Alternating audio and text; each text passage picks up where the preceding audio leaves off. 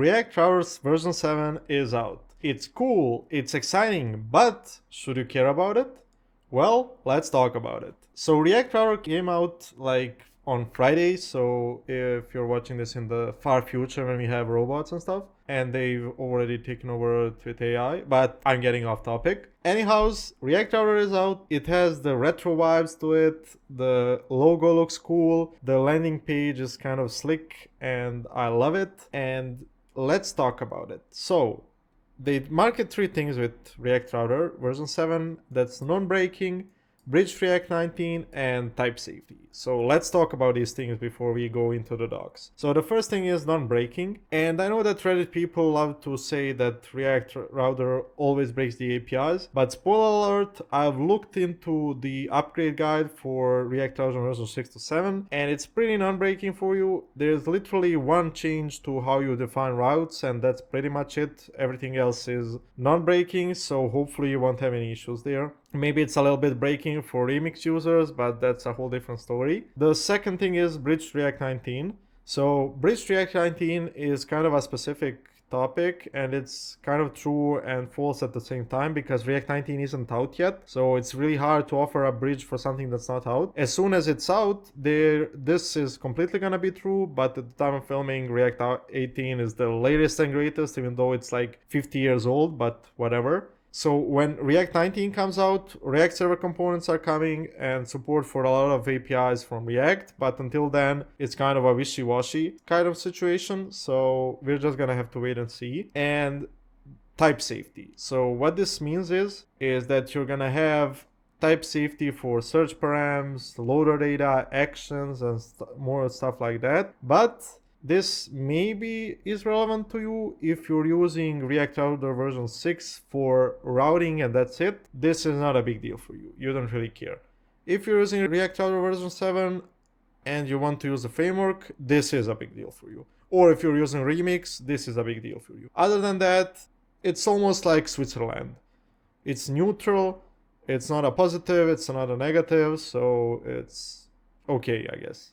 And after this, before we choose our adventure, I just want to say that they have 2 billion downloads on NPM, over 1,000 contributors, 53k stars on GitHub, and 3.6 dependents on GitHub. And I just want to say this is crazy. I really can't believe that React Router has 2 billion downloads. That's like, it blows my mind, to be honest. And if you live under a rock, just so you know, it's developed by Shopify. So the Remix team got acquired by Shopify a long time ago. And that's who pays for your fancy framework features. So that's a cool thing to know. And they also use Remix and React Router internally. And they are invested in making it the best framework out there. So that's really cool of them. But yeah, back to the topic. So there are a few adventures here.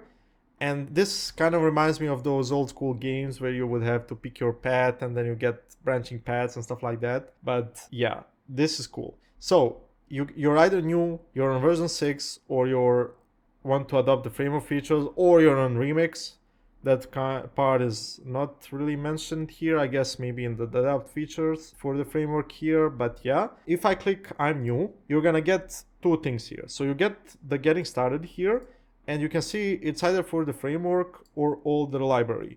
So what does this mean for you exactly when it comes to migrating over from the older stuff? So if I switch to Excalibur, I've prepared this kind of sketch here, and React Router version 6 and Remix version 2 are the two existing ways to use React Router. So Remix is the framework built on top of React Router, and then you have React Router version 6 that is not a framework but a library for routing. So they kind of had a child, and that child is React Router version 7. So what happened behind the scenes is all the features in Remix version 2 kind of got merged into React Router, and what happened is instead of having two separate things, you just merge both of them into React Router, and then you get React Router version 7. And the cool thing about React Router version 7 is you don't have to use React Router version 7 as a framework. You have a choice. So you're either gonna use it as a library or as a framework. So that's really important for you to know. So you're either gonna use it as a library or a framework. If you're using it as a router, that's it. You use it as a router, you just migrate from version 6 to 7, you don't care. That's it, you're done. You use a React query, you create your spa, and you're happy with your life. If you wanna go the advanced route with the framework, now that's a bit of a different story. So if I go back to the docs, if I go to library and installation, you can see it's pretty bare bones. You just add the browser router in your create route from React DOM, and then you do your routing, like you define routes, you define your single route. So nothing new here. It's identical to version 6.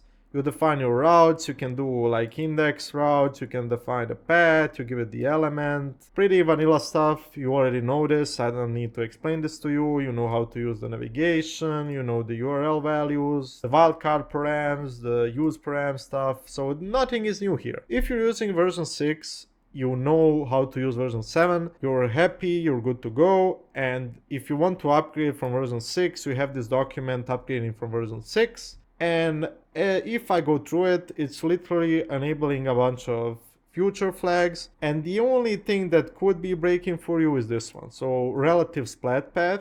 And what this means is you can define your routes like this. So dashboard star, but you have to do like route path dashboard and then route path star here. And it's kind of the same if you use the create browser router here. You just have to change this to this. And that might be the only breaking change that you might have. It's not a big deal, at least in my opinion.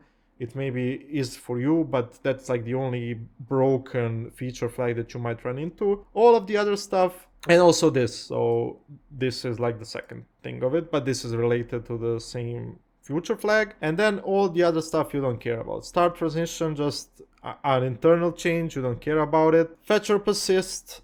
This is also an internal thing tied to fetchers. So this means if the fetcher is fetching something and the component unmounts, the fetcher is still gonna be available to you, and before it wasn't available, it will just disappear. So that's like the difference. If you relied on this behavior, maybe you would need to do some code changes, but that's what it is. Then you have the normalize for method. So this just makes it uppercase, and that's pretty much it. So if you compare it like to a get or post, you just need to uppercase it. Partial hydration, you don't care about it. It's an internal thing. Skip action error validation. Okay, so maybe this is a big deal for you. So it's if you're using it as a router for a spa app, you don't care about this. So this is related to loaders and actions. If you have a loader and the action returns a 400, it's not gonna revalidate anymore by itself. You need to do it in a different way.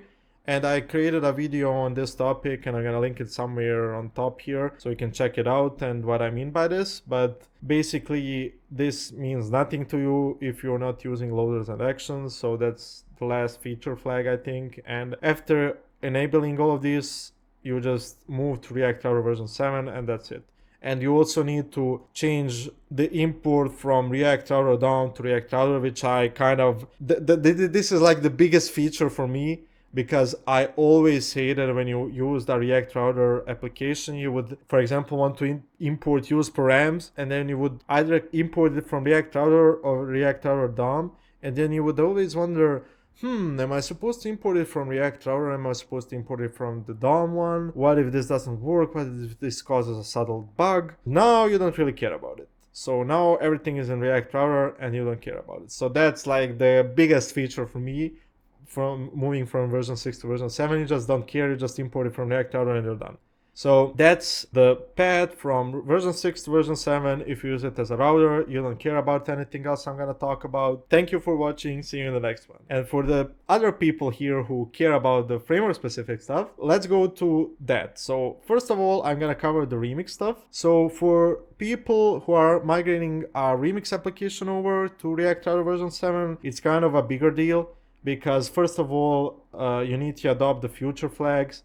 And the biggest one of them is single fetch, which is, I think, here. Yeah. So single fetch is the biggest one of them. because it changes the way the data is returned from the server. You need to replicate or remove a lot of JSON utilities, defer, stuff like that. It works a little bit different under the hood. You don't need to cast dates anymore. So there's a lot of stuff behind the scenes that goes into this. This is like your biggest hurdle to get there. And if you're using older versions of Remix, for example, Remix version 1, Remix version 2, this will be the second biggest challenge, because the Vite plugin is the first one, because you will need to move, for example, from their vanilla compiler over to Vite, and then you would need to move from CJS to ECMAScript modules, and there's a lot of work to be done here. So depending on how old your app is, this will be either very easy or very hard. If you started your app like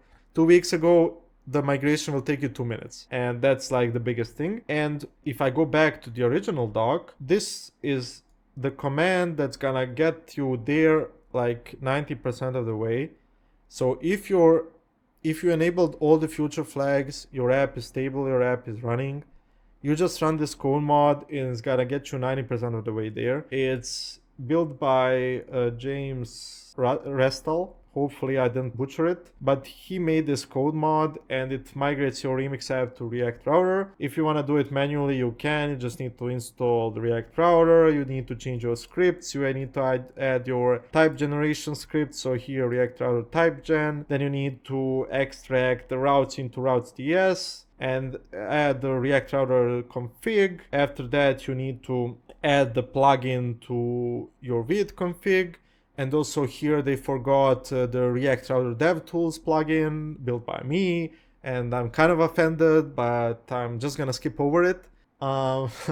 Jokes aside, after that you enable type safety, you rename your components in the entry file, so literally Remix server to server router, Remix browser to hydrated router, and then you have to change your types. So the journey from Remix to React Router is kind of a bit more complicated. It's not that big of a deal if you know what you're doing. If you're somebody who doesn't really keep up to date with Twitter and Blue Sky, and you don't really know much about the internals and the everyday things, this is gonna probably be a big deal for you. And I'm gonna explain my thoughts on if you should move or not in a second. So just something to keep in mind is that this is not really a trivial thing for you to do.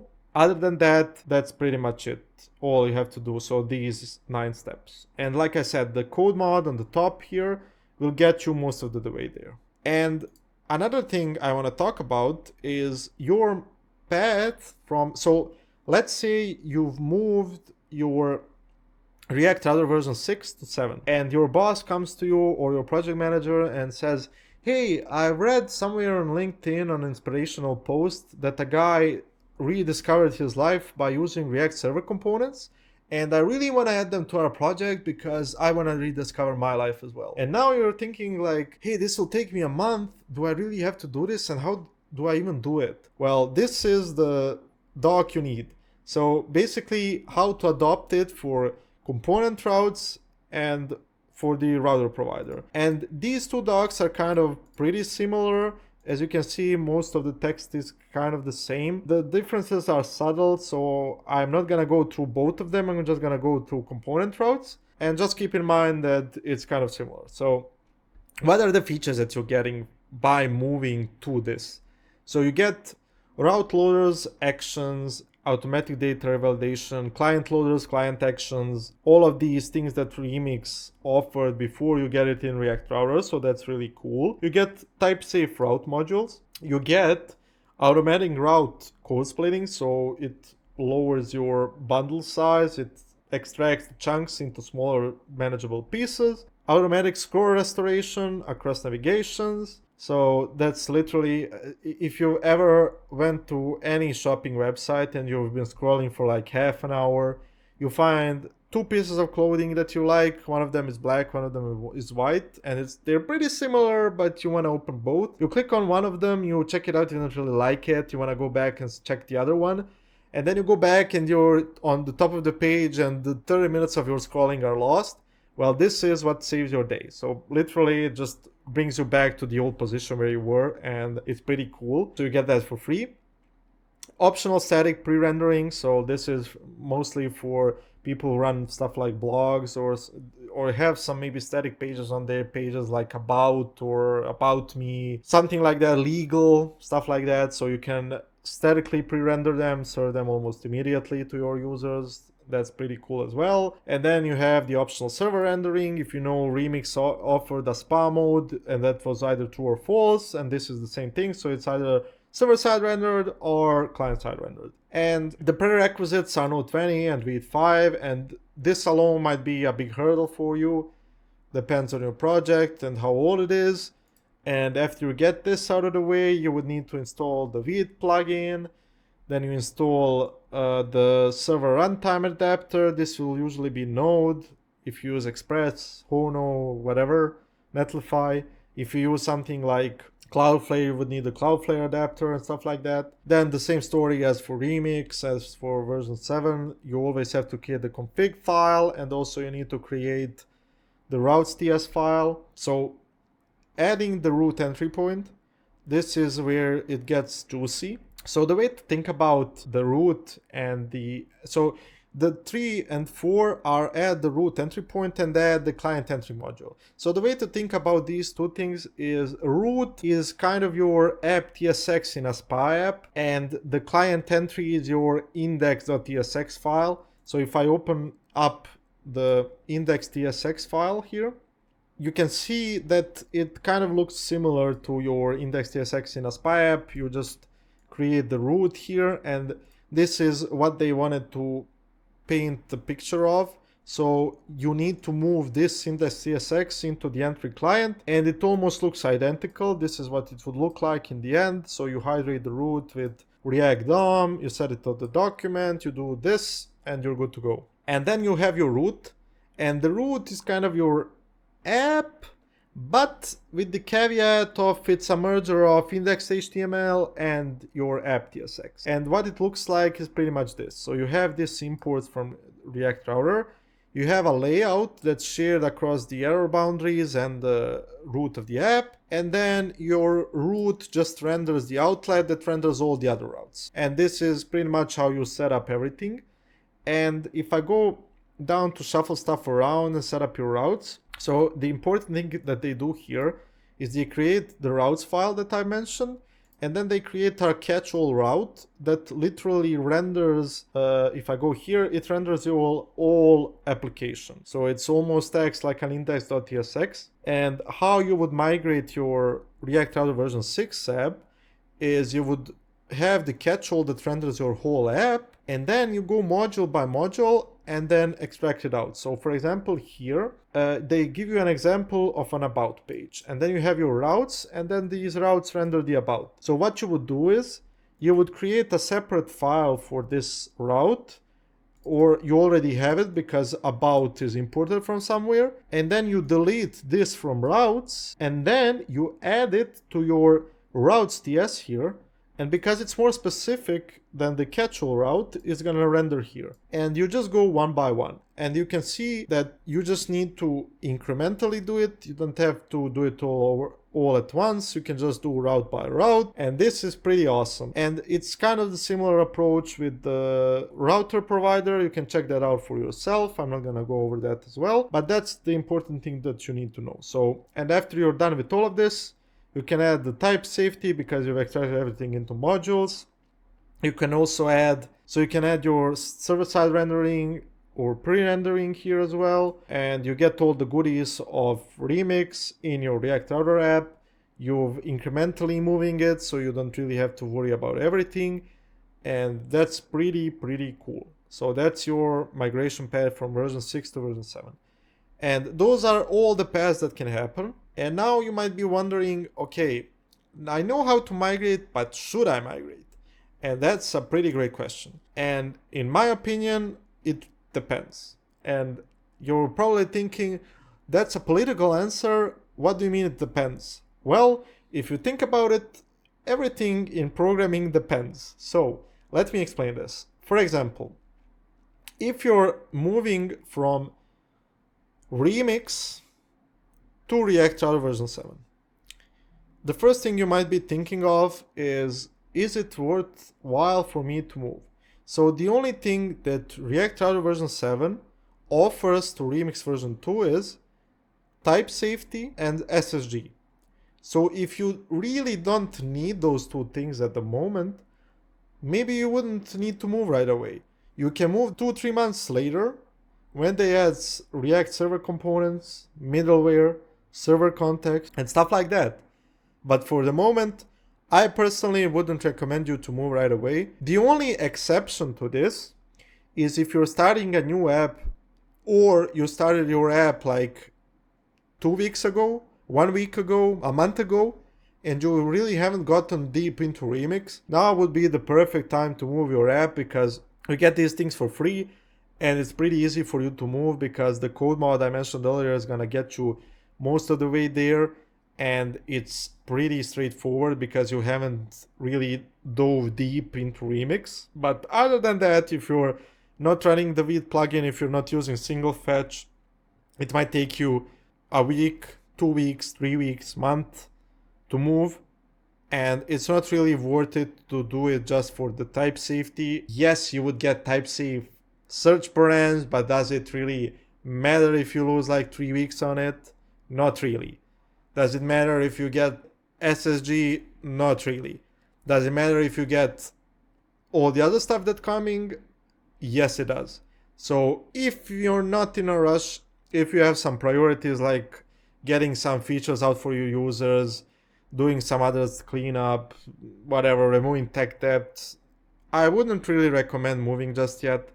I would just say hold it off, wait for it, and just try it out. And for people who are React Router version 7 users who don't care about loaders, they just want the routing stuff out of the way with React Router, and they don't care about anything else. They just use React Query for everything. They don't use loaders, actions, or rather you don't use it. Yes, you can move. And the reason behind that is because the move itself is pretty non-breaking. The only thing I said that might be an issue for you is if you're upgrading and you need to change these things. So maybe that will take some time, but that shouldn't take you more than like a day or two. So yes, you can move. It's not a big deal. You're not gonna use anything fancy, so you don't really care about the future flags, and they can't break anything because you don't use fetchers, you don't use loaders or whatever. So yeah, for you guys, it's pretty easy to move. And later on down the line, if you want to use version 7 framework mode, then you can incrementally move to it, because at the moment there's also no, well, for you guys there's a lot of goodies you can get out of React Router version 7, like automatic code splitting and stuff like that with the framework mode. So if you want to incrementally adopt it, I would recommend moving right now. And if it takes you a lot of time, maybe postpone it for later, but that's my 2 cents, because a lot of React Router version 6 has maybe use CJS and stuff like that, and I think you'll need to move to ESM to do everything, and a lot of people have trouble with it, and I can completely understand that. So that's also another thing to consider. Is it gonna take you a week? Is it gonna take you 2 months? Whatever, it's really up to your team. And I think the last question for people who want to move to React Router version 7 and what do you get out of moving to the framework stuff is you get Remix. So that's something you need to understand.